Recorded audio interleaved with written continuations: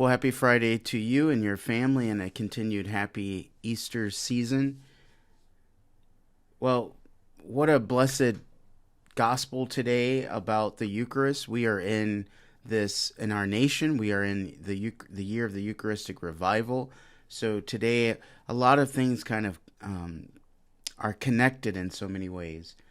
First of all, it would have been unheard of for a Jewish rabbi to talk about eating his flesh and drinking his blood. I mean, it's just like, so when the disciples and those that heard Jesus heard him, I mean, this would have been a strange, new teaching in a way.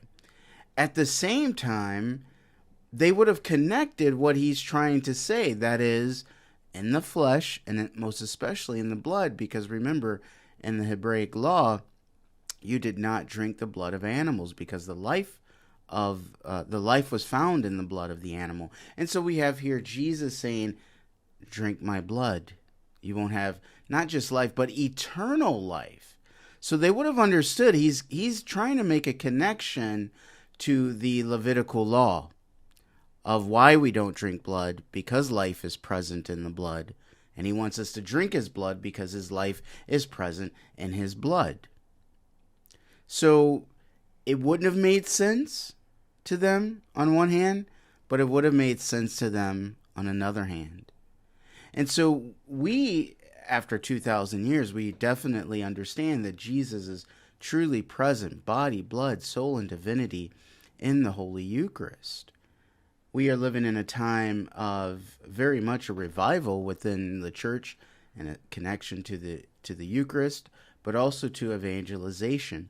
How many times have I been able to explain the Eucharist to people who initially don't understand it, but as they come to see what the true teaching is, it starts to make sense.